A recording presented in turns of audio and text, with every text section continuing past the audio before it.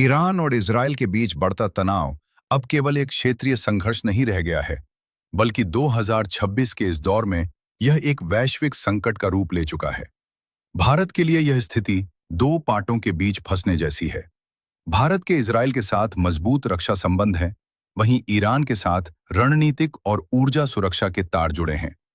यदि यह तनाव एक पूर्ण युद्ध में बदलता है, तो भारत को होने वाले प्रमुख नुकसानों का विस्तृत विवरण नीचे दिया गया है। ईरान इजरायल युद्ध, भारत के लिए संकट की घड़ी, एक विस्तृत विश्लेषण। 1. ऊर्जा सुरक्षा और कच्चे तेल की कीमतों में आग। भारत अपनी जरूरत का लगभग 85% कच्चा तेल आयात करता है। हालांकि भारत ने हाल के वर्षों में रूस से तेल खरीदकर अपनी निर्भरता को संतुलित किया है, लेकिन मध्य पूर्व अभी भी भारत का प्राथमिक स्रोत है। सप्लाई चेन में बाधा। दुनिया का 20% से अधिक तेल व्यापार स्ट्रेट ऑफ हॉर्मुज से होकर गुजरता है। ईरान ने पहले भी इस मार्ग को बंद करने की धमकी दी है। यदि यह मार्ग बाधित होता है, तो भारत की 50% तेल सप्लाई संकट में पड़ जाएगी। महंगाई का बोझ।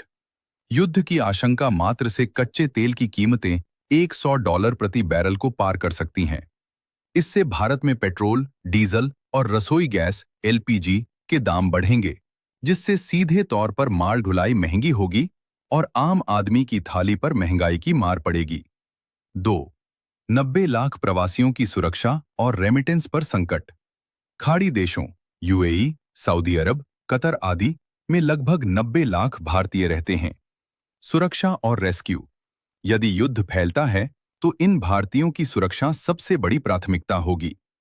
भारत सरकार को कुवैत 1990 या हालिया यूक्रेन संकट जैसा बड़ा रेस्क्यू ऑपरेशन चलाना पड़ सकता है, जो आर्थिक और प्रशासनिक रूप से एक बड़ी चुनौती होगी। आर्थिक नुकसान। ये प्रवासी हर साल अरबों डॉलर रेमिटेंस के रूप में भारत भेजते हैं, जिससे भारत का विदेशी मुद्रा भंडार मजबूत होता है। युद्ध के कारण रोजगार जाने से भारत की GDP और विदेशी मुद्रा के प्रवाह पर गहरा असर पड़ेगा। 3. रणनीतिक और कनेक्टिविटी प्रोजेक्ट्स पर ब्रेक। भारत ने मध्य एशिया और यूरोप तक पहुंचने के लिए 2 बड़े प्रोजेक्ट्स में निवेश किया है। चाबहार बंदरगाह। ईरान में स्थित यह बंदरगाह भारत के लिए अफगानिस्तान और मध्य एशिया का प्रवेश द्वार है। युद्ध के कारण इस पर काम रुक सकता है, जिससे भारत की कनेक्टिविटी योजनाएं सालों पीछे चली जाएंगी। IMEC, भारत मध्य पूर्व यूरोप कॉरिडोर। G20 में घोषित यह महत्वाकांक्षी प्रोजेक्ट इजराइल और अरब देशों से होकर गुजरता है। युद्ध की स्थिति में इस कॉरिडोर का सपना अधर में लटक सकता है। 4. रक्षा और तकनीकी आपूर्ति में बाधा। इजराइल भारत का दूसरा सबसे बड़ा रक्षा आपूर्तिकर्ता है।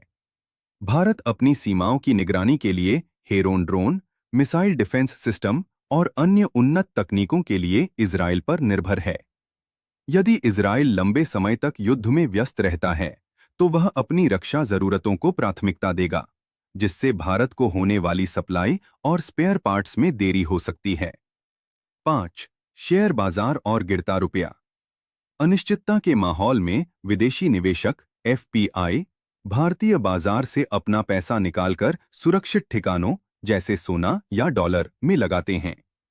सेंसेक्स में गिरावट।